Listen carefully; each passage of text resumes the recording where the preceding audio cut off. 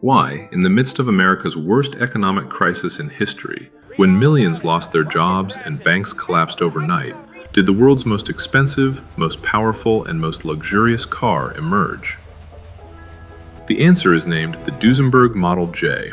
It was not a car for the masses. It represented the pinnacle of American engineering at the time, a machine built without compromise, where power, luxury, and ambition converged in a single form.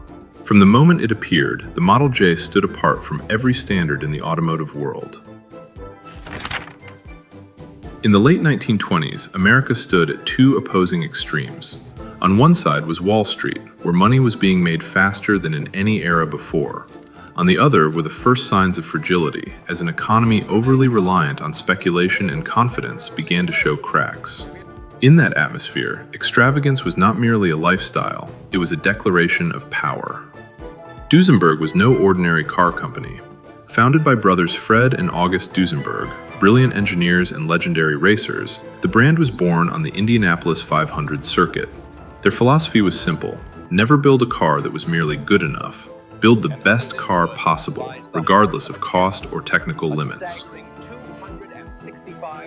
In 1928, Duesenberg unveiled the Model J. There was no loud advertising, no appeal to the masses. The Model J was a direct challenge to Rolls-Royce and Europe's luxury establishment. It was the first American car to declare that America was not only wealthy, but also leading in technology and power.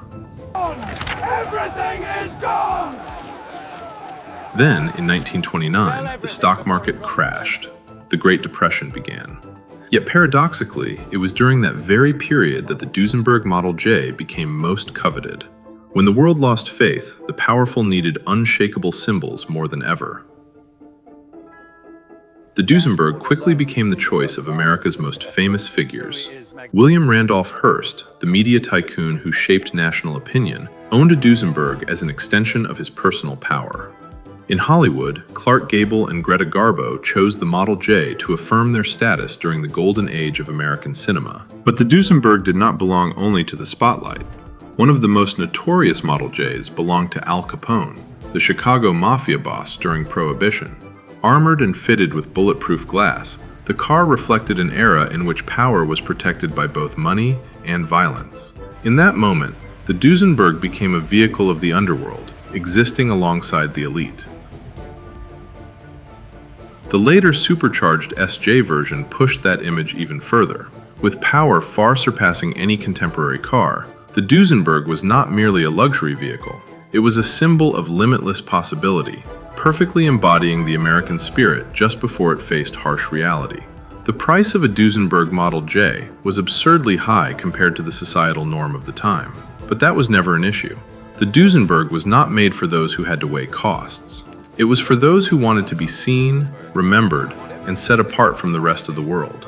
The Duesenberg Model J was not born to reflect its era. It was born to rise above it. And for that reason, when America emerged from the crisis, the car remained as a landmark, where the American dream had touched its highest point, just before the fall. Let us in! We want our money! Open the door! The greatest paradox of the Duesenberg Model J lies in the very timing of its existence. As America grew poorer, the Duesenberg became more powerful. When society called for thrift and humility, this car continued to flaunt excess without apology. It did not go against the times, it stood apart from them. While millions queued for jobs, the Duesenberg rolled on as a reminder that some peaks do not collapse with a crisis. That very paradox is what made the Model J not just a car, but the clearest trace of an American dream that was both dazzling and fragile. Bring her down slow. Watch that gap. Oh, hold it. A hair to the right at the The Duesenberg Model J was not born on a noisy assembly line. In the workshops of Indiana, while America grappled with unemployment and recession, each car was crafted by hand, slowly, patiently. The bare chassis sat exposed on its stand, devoid of any luxury yet, just steel and welds awaiting completion. Every step was performed by human hands, with no rush, no concept of production quotas. For Duesenberg, speed belonged not in the factory, but on the open road ahead. At the heart of the car was its straight-8 engine, one of the most powerful in the world at the time. Each piston, camshaft, valve, and combustion chamber was assembled by hand, inspected by eye and experience rather than computers or sensors.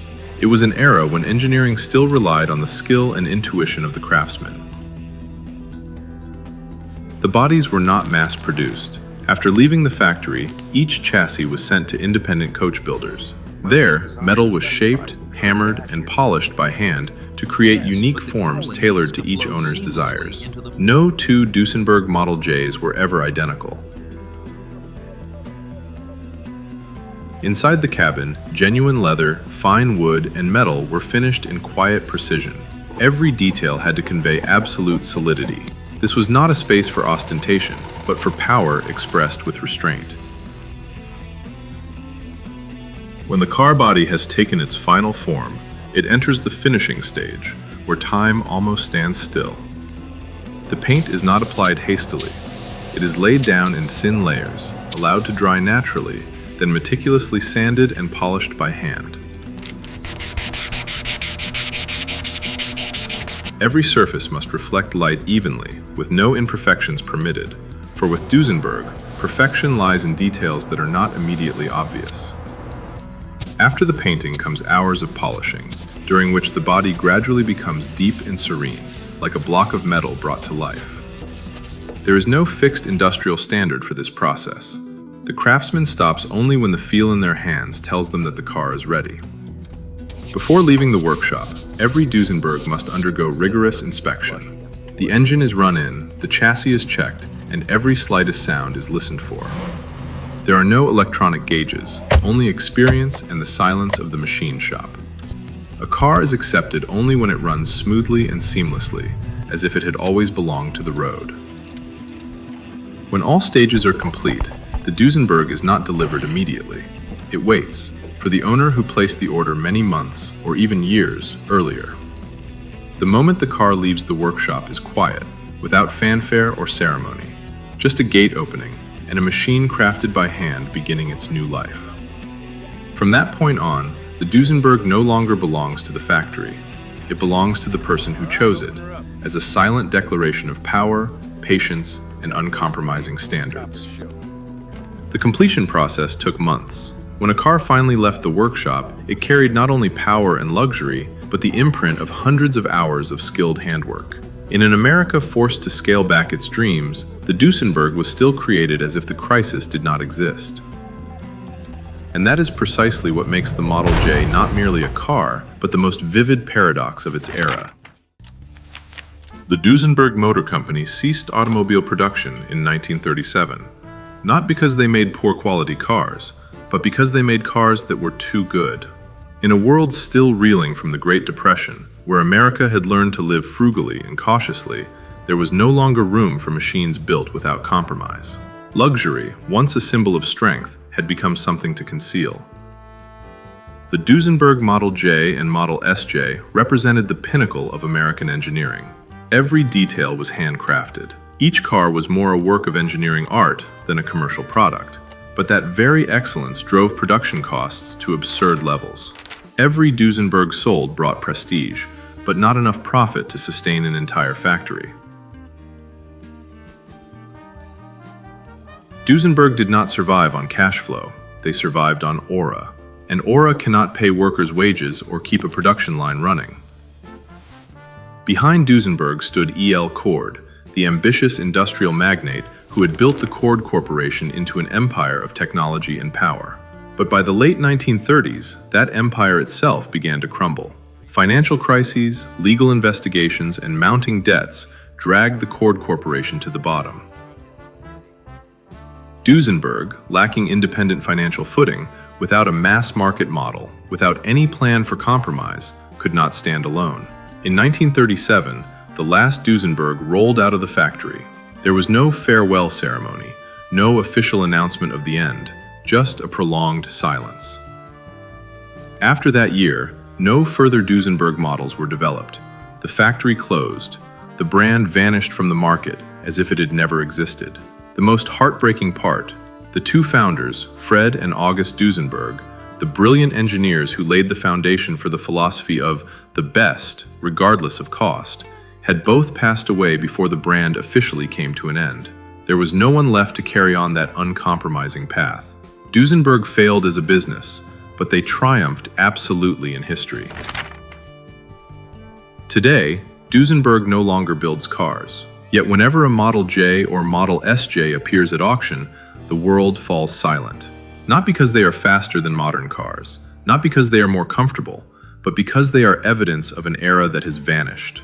An era when America believed there were no limits to its ambition. An era bold enough to create the best car in the world, even if it brought no profit.